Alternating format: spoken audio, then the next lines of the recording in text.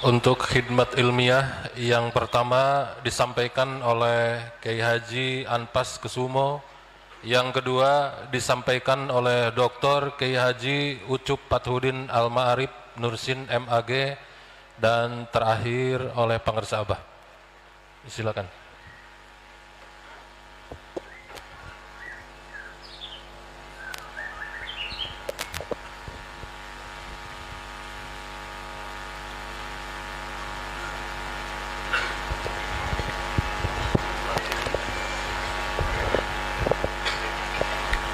Assalamualaikum warahmatullahi wabarakatuh.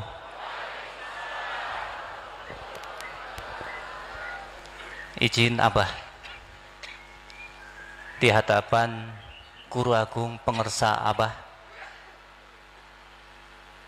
Pangersa Umi, putra dan putri Pangersa Abah, pembantu khusus Abah Jagat, serta para wakil talqin Pangersa Abah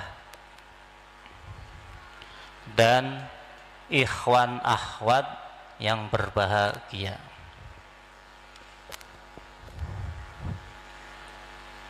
Bismillah.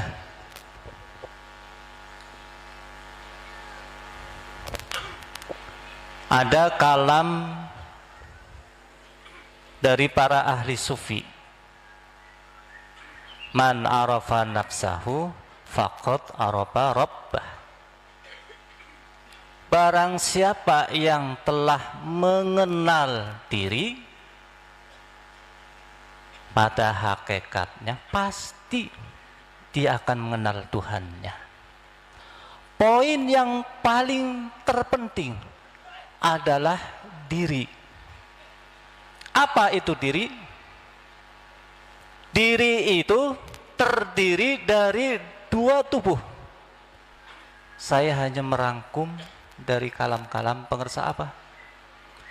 Diri itu, saya ulangi, diri itu terdiri dari dua tubuh. Satu, tubuh jismani. Dua, tubuh rohaniah atau batiniah. Yang pertama, tubuh jismaniah. Berasal dari mana tubuh jismaniah ini? Ini namanya tubuh jismaniah. Yang kelihatan, yang tampak. Asal dan usul. Asalnya dari buah perkawinan. Nanti ada bahasanya bapak mertua. Usulnya dari mana? Dari bapak ibu, orang tua. Usulnya dari orang tua. Bersatunya antara bapak dan ibu dibingkai dalam sebuah perkawinan, maka lahirlah ini tubuh jismaniah. Maka pada hakikatnya tubuh jismaniah ini adalah orang tua kita. Saya ulangi, tubuh jismaniah ini hakikatnya adalah orang tua kita.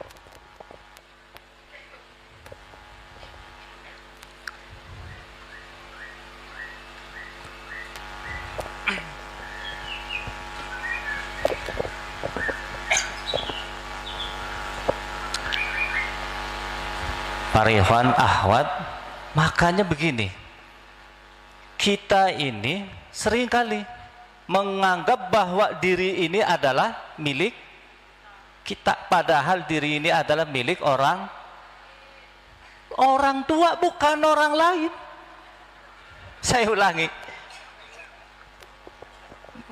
ibu, bapak dan ibu ketika bersatu maka lahirlah ini. Berarti tubuh ini milik siapa? Orang. Lalu bagaimana cara kita untuk mengenali tubuh ini? Caranya cuma satu, berbakti kepada kedua orang Orang yang berbakti kepada orang tua disebut Ahmad. Alif, ha, mim, dal. Lalu bagaimana caranya kita berbakti? Saya ulangi, bagaimana cara kita berbakti kepada orang tua? Sholat, melaksanakan sholat. Kenapa berbakti harus melaksanakan sholat? Karena sholat itu berdirinya alif, rukunya ha, sujudnya mim, duduknya dal. Nah, dari sini, makanya dari sini ada yang mengatakan, kenapa kau Thariqah Qadiriyah Naqsabandiyah Pondok Pesantren Suryalaya Sirna Rasa PPKN banyak sholat? Dijawab, karena kita sedang berlatih untuk berbakti kepada kedua orang. Kalau kita tidak sholat, lawan berbakti adalah Kalau kita tidak sholat berarti kita durhaka kepada. Makanya pengersa Abah mengajari kita bagaimana kita belajar untuk berbakti kepada orang tua. Kebanyakan masuk thariqah, banyak sholat, pagi sholat, maghrib, isya sholat. Padahal pengersa Abah mendidik bagaimana cara kita untuk bisa berbakti sehingga mendapatkan lafal Ahmad. Tubuh yang kedua, tubuh ruhaniyah. Ini tubuh ruhaniyah.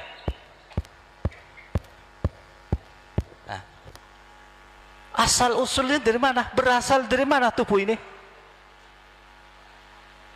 Asalnya dari talqin, usulnya dari pengersa Abah. Maka pada hakikatnya ini adalah ruhaniyah, tubuh ruhaniyahnya pengersa Abah, bukan tubuh kita. Ini hakikat pengersa Abah. Inilah yang disebut dengan guru ruhaniyah. Ini saya ngomong dipahami gak ya? Izin apa?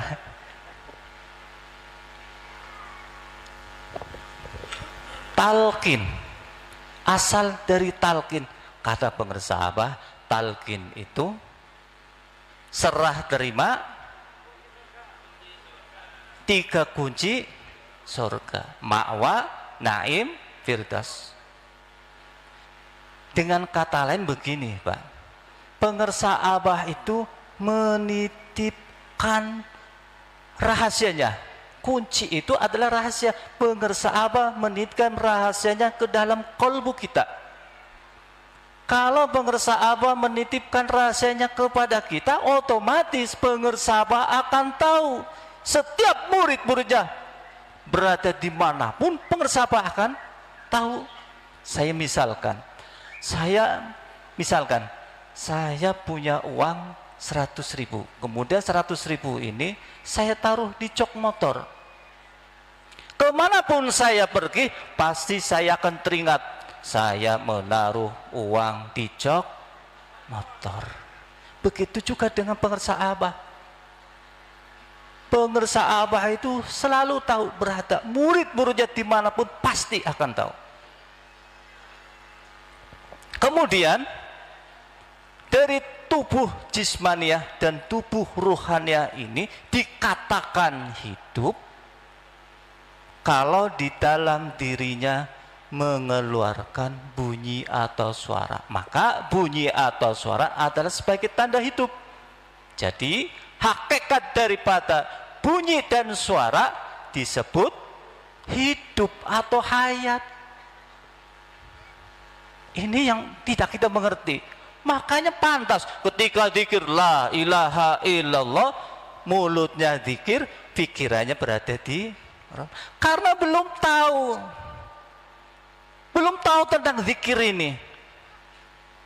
yang dicari, yang dituju belum mengerti. Tadi sampai mana?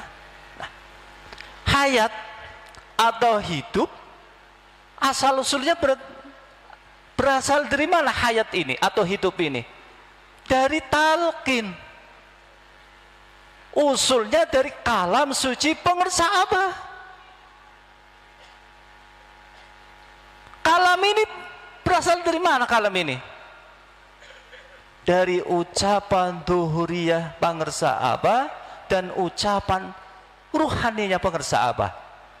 Ucapan dohiriyah menjadi zikir jahar la ilaha illallah, ucapan ruhaniyah menjadi zikir khafi. Nah, zikir jahar ini dilambangkan dengan merah, sedangkan zikir khafi dilambangkan dengan putih. Makanya kenapa kok kita memakai peci ini? Ini nanti arahnya sini. Makanya saya kemarin waktu hari Ahad datang ke pengersa Abah digundul. Kenapa? Sebagai tanda wisuda oleh pengersa Abah untuk membicarakan tentang diri ini. Maaf Abah, zikir jahar merah, zikir khafi putih. Tubuh ini dibagi menjadi 3 bagian. Satu bagian atas, yang 2 bagian tengah, yang bawah bagian bagian bawah ada 3, bagian atas, bagian tengah, bagian bawah. Bagian atas ada yang mengatakan Baitul Makmur, ada bagian tengah ada yang mengatakan Baitul Haram, bagian bawah ada yang mengatakan Baitul Muqaddas. Sekarang kita bongkar bagian atas dari leher yang kemarin dipotong oleh pengersa Abah. Itu kepala, disebut kepala. Di dalam kepala ada otak, di dalam otak ada pikiran, bahasa Jawanya cipta. Puncak daripada pikiran atau cipta ini adalah kesadaran atau disebut sadar diri. Ini masalahnya para ikhwan. Bagian atas ini adalah zikir jahar, lambangnya merah. Ketika zikir misal la ilaha illallah, ada 2 macam. Ketika zikir ucapan la ilaha illallah, sadar apa yang diucap. Dari angka 1 sampai angka 165 itu harus sadar. Kalau tidak sadar maka disebut kalimat khabisah, kalimat yang jelek. Tapi kalau dari 1 sampai 165 penuh, tidak ada yang berkurang, nah, maka disebut kalimatun thayyibah, kalimat yang baik, ungkapan yang baik. Sebab kalimatnya kalimat yang utuh. Zikir jahar ini harus sampai kepada puncaknya. Apa puncaknya? Kesadaran. Sadar mengucapkan la ilaha illallah. Tidak mulut zikir, tapi pikirannya ada di rumah. Kita hadir manakib di sini, tapi pikirannya di rumah, perasaannya di laut. Ini yang hadir siapa? Ini yang hadir siapa yang di sini? Abah sendirian. Ada seorang guru sendirian manakib di sini. Raganya ke sini, pikirannya ke rumah, perasaannya ke selingkuhan. Misal. Ini misal. Ini yang bagian atas, berarti zikir kita harus mencapai level sadar apa yang diucap dari angka 1 sampai 165. Sekarang bagian yang di bawah, dari leher sampai pinggang, disebut dada. Di dalam dada ada hati, di dalam hati ada perasaan atau rasa. Puncak daripada rasa ini adalah ingatan hati kepada Allah. Kadang-kadang kita dikir khafi tidak ingat apa yang disebut oleh ruhania kita. Makanya ketika dikir tidur, dikir tidur, itu tandanya bahwa apa yang diucap oleh ruhania kita tidak mencapai level puncaknya. Kalau tidak level puncaknya, berarti kita tidak mengenal Allah. Yang bawah agak jorok, jadi tidak dibahas. Dari dua kriteria ini, bagian atas, bagian bawah, dari kepala sampai ke dada, ini disebut identitas diri. Makanya kalau bapak-bapak pernah sekolah, maka ada foto di dalam rapot dari kepala sampai bawah, identitas diri. Inilah arahnya pengersa Abah. Mengapa kita memakai merah putih, peci merah putih? Karena ini adalah identitas diri.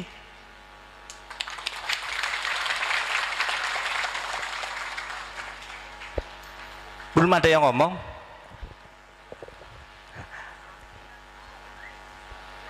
Ini identitas diri. Makanya pengersa Abah mengatakan al-Islam.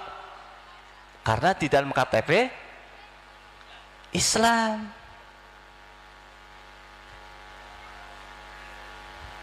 Nah, antara ini. Jadi singkatnya karena waktunya sudah menunjukkan pukul. Jadi orang yang mengenal zahiriyah dan batiniyah, orang yang sadar diri, orang yang tahu diri, maka disebut insan kamil, manusia sempurna. Siapa manusia sempurna? Di hadapan saudara-saudara. Siapa? Pengersa Abah. Kenapa disebut sempurna? Zikirnya sudah sampai level kesadaran, sudah mengenal diri. Zikir khafinya sudah ingat kepada Allah. Kalau kita mau sempurna, gimana mau sempurna? Orang zikir saja mencapai level taraf, level tertinggi saja kita susah. Makanya pengersa Abah cukup kita ikut orang yang mengenal diri, ikut kepada orang yang sadar diri, ikut kepada orang yang tahu diri. Barakallah. Semoga kita semua diberkahi oleh Allah, mendapatkan karomah dari pengersa Abah. Amin. Wassalamualaikum warahmatullahi wabarakatuh.